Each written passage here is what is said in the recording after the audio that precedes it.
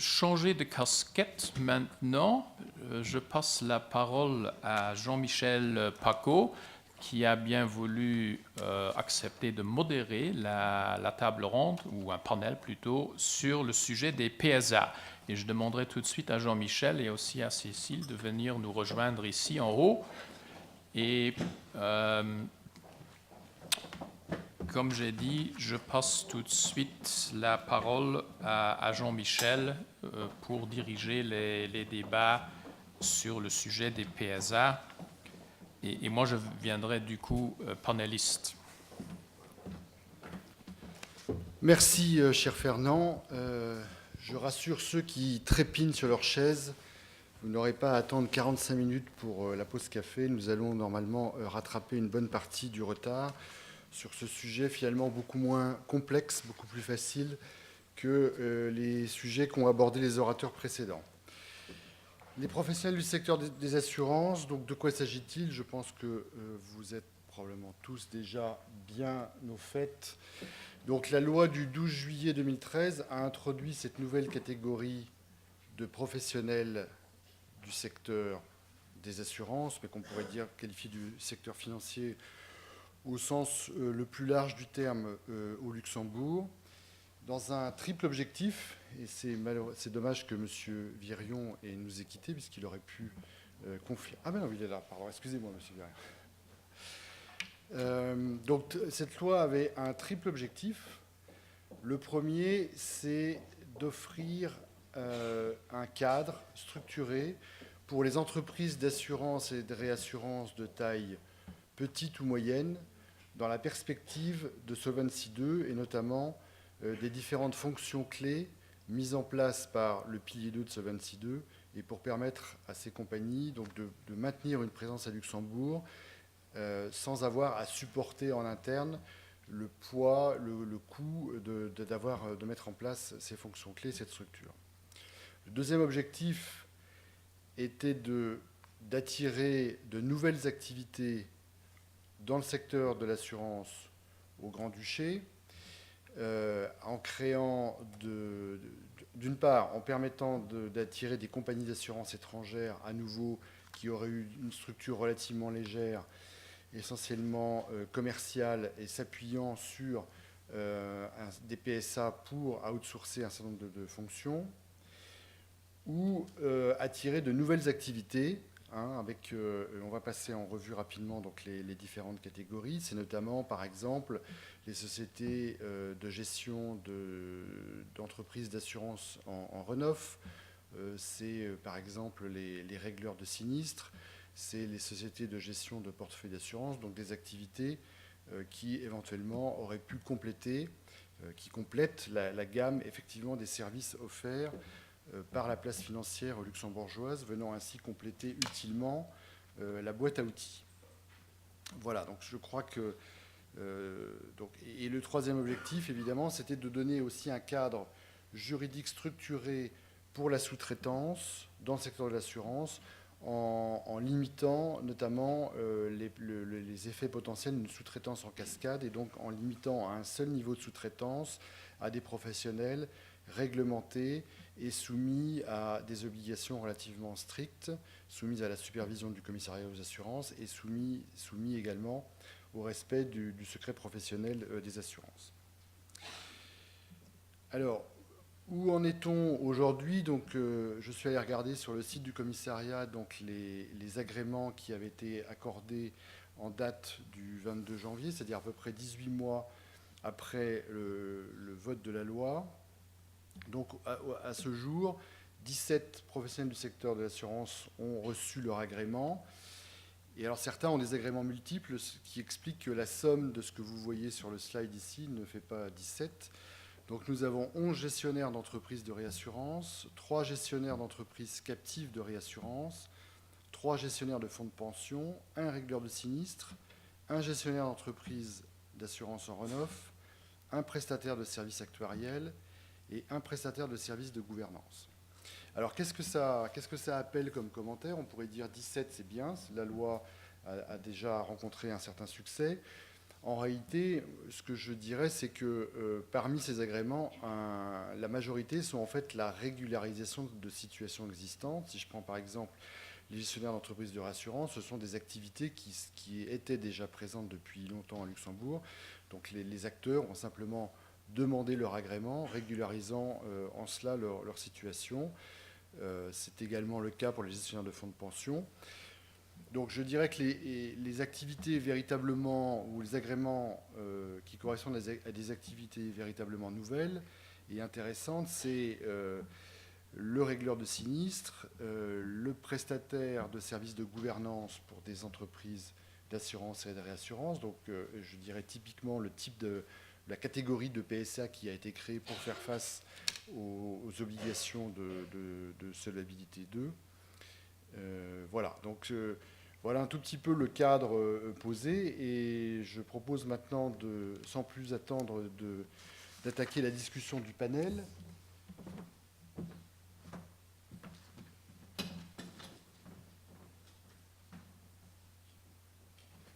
Et donc je rejoins mes deux panélistes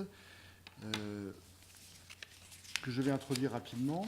Donc honneur aux dames, maître Cécile Gégère, qui est associée du cabinet Bonn-Steichen. Elle a la double casquette d'être à la fois fiscaliste et avocat corporate. Et elle est spécialisée dans tout ce qui est structuration d'investissement, fusion-acquisition, financement structuré, ce qui lui permet d'avoir une double expertise, d'offrir une expertise dans les domaines de la gestion patrimoniale, de la gestion de fortune au sein de son cabinet. Et à ce titre, donc, elle a régulièrement affaire au secteur de l'assurance. À ma droite, Fernand Grooms, qu'il n'est pas besoin de présenter, mais enfin, je vais quand même. J'ai abrégé la bio que tu m'as envoyée parce qu'elle ressemblait quand même fortement à un roman. Non, je t'ai envoyé 3 listes, là, hein. C'est pas vrai. C'est pas vrai.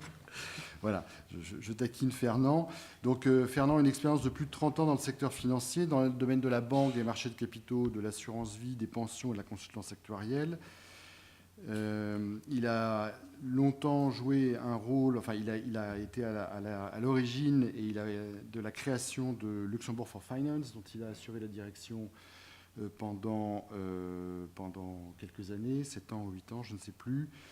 Il a, après que son mandat soit venu à échéance chez Luxembourg for Finance, il a repris sa charge d'enseignement à la Luxembourg School of Finance, et il a retrouvé ses anciens amours chez Pecoma, qui entre-temps est devenu Pecoma Actuarial and Risk, qui est l'un des PSA qui a reçu 2 agréments, mais Fernand va nous en parler dans quelques instants.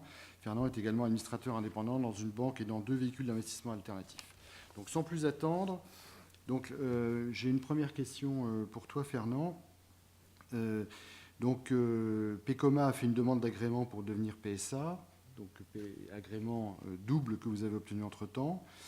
Est-ce que tu peux partager avec l'ensemble des participants ici comment le processus d'agrément se passe en pratique? Oui, merci Jean-Michel. Donc, je dois souligner d'emblée que le processus d'agrément en lui-même a été la partie la plus courte dans le processus. Ce qui a pris le plus de temps, c'est les réflexions antérieures. En fait, notre conseil d'administration nous avait mandaté pour réfléchir à établir une deuxième business line. La société est dans le domaine de la consultance des pensions et des fonds de pension depuis 15 ans maintenant. La question se posait, quelle nouvelle activité pourrions-nous joindre qui soit compatible avec la nouvelle activité où nous pourrions faire des économies d'échelle et également faire appel à des compétences qu'on existait déjà. Donc tout au cours de l'été 2014, on a mené nos réflexions, on a regardé un certain nombre de pistes et puis au mois d'octobre, on était prêt. On a proposé à notre conseil d'administration de demander un agrément pour 2 catégories de PSA, à savoir les services actuariels et les services de gouvernance. Services de gouvernance, je rappelle que ça comporte en fait la gestion des risques Et ça comporte également l'audit interne, sachant que la compliance, qui est également une fonction de gouvernance, ne peut pas être sous-traitée. Donc notre conseil d'administration a donné son accord, le feu vert, et à partir de là, nous avons constitué le dossier. Beaucoup d'entre vous, vous êtes déjà passé par là, donc il faut collecter les curriculum vitae, il faut collecter les extraits de casiers judiciaires. Nous avons passé un temps sur le business plan, parce que nous n'avions pas de référence. La fonction actuarielle, la fonction gestion de risque, ça prend combien d'heures par année dans une compagnie d'assurance? Donc il a fallu un peu enquêter là-dessus, faire quelques exercices de réflexion. Et finalement, ça nous a permis de finaliser un business plan. Et alors, nous avons introduit notre dossier vers mi-décembre. La dame qui s'est occupée du dossier auprès du commissariat aux assurances nous a passé un coup de fil pour dire qu'on était très près maintenant des vacances de Noël et qu'elle n'aurait pas la chance de pouvoir analyser notre dossier en détail. Elle est revenue vers nous vers le 5-6 janvier. Elle avait un certain nombre de questions. Nous avons dû donc donner certaines explications sur des éléments qu'il fallait préciser dans le dossier. Et le 21 janvier, on a reçu l'agrément du ministre. Donc, pour vous dire que le processus au niveau de l'agrément du commissaire aux assurances ou du ministre des Finances, techniquement, ce qui est plus correct, a pris très très peu de temps. Ils ont été extrêmement réactifs et ça s'est très très bien passé. Merci Fernand. Madame Gégère, à travers votre activité, la vôtre et celle de votre cabinet, comment vous percevez l'intérêt des acteurs par rapport à ce statut de PSA, soit par rapport à des acteurs nouveaux qui souhaitent s'implanter sur la place, soit par rapport à la volonté de compagnies d'assurance ou d'assurance existantes de sous-traiter certaines de leurs activités? Alors pour l'instant, on voit très peu d'acteurs nouveaux qui posent des questions sur le statut. Dans les chiffres que vous nous avez exposés tout à l'heure, on remarque effectivement qu'il y a beaucoup de sociétés d'assurance déjà existantes ou des acteurs déjà existants qui ont opté pour les sociétés d'assurance pour finalement ouvrir potentiellement les compétences qu'elles ont déjà en interne et qu'elles vont renforcer avec Solvency II. Donc, comme elles ont déjà les compétences, elles ont demandé les agréments et il y a d'ailleurs aussi certains PSA qui ne nécessitent pas d'agrément pour les compagnies d'assurance déjà existantes. Donc il y a une certaine facilité pour les compagnies d'assurance de s'adjoindre ce statut qui leur permet éventuellement de prester à des tiers. Une tendance effectivement pour des acteurs déjà existants à se renforcer comme Pecoma et à venir sur ce secteur-là. En revanche, des nouveaux acteurs qui poseraient des questions sur le statut, on en a très très peu. Donc ça, c'est une première chose. Pour ce qui est des acteurs extérieurs, donc non luxembourgeois, c'est vrai que ça offre une facilité pour leur installation sur le marché. En revanche, pour l'instant, je pense que l'information n'est pas forcément beaucoup véhiculée et qu'à terme, on devrait effectivement voir arriver de nouveaux acteurs étrangers qui pourront profiter de ces facilités finalement de gestion sur place sans avoir besoin de mettre une véritable infrastructure, une grosse infrastructure en place à Luxembourg et profiter de ces prestataires de services. Pour faire un parallèle avec, par exemple, la loi PSF, on a vu un engouement beaucoup plus important au moment de la loi PSF. Lorsque la loi PSA s'est mise en place, je pense que la volonté était peut-être un petit peu la même. Ici, on est dans des relations internes dans le domaine des assurances. On remarque que les demandes d'agrément pour les PSA sont les mêmes finalement que celles pour les sociétés d'assurance. Il n'y a pas ni simplification de l'agrément et des compétences demandées, ni amélioration vis-à-vis du client, puisque le client finalement ne voit pas la différence entre un assureur qui va lui offrir en interne toutes les prestations nécessaires à la réglementation et au commissariat d'assurance, et le client qui va avoir recours à une société d'assurance qui, elle, va sous-traiter une partie de ses activités de contrôle, de gouvernance ou autre. Donc finalement, par rapport au PSF, où le client vraiment final pouvait avoir un intérêt à aller vers une structure plus réglementée qui lui offrait plus de sécurité, ce qui a effectivement poussé un certain nombre de domiciliataires, notamment pour les cités, à aller vers le statut PSF. Ici, on se rend compte que le statut PSA est vraiment une affaire qui concerne le milieu professionnel des assurances et n'a pas forcément d'impact sur le preneur d'assureur qui, lui, a exactement la même garantie. Donc, du coup, je pense que ça pousse moins les acteurs tiers à développer ce marché comme ça avait été le cas dans les PSF. Merci pour ces remarques. Donc le thème central de ce panel, c'est quelles sont les perspectives de marché pour les PSA. Fernand, à travers l'activité de PECOMA, et comment sens-tu les perspectives du marché?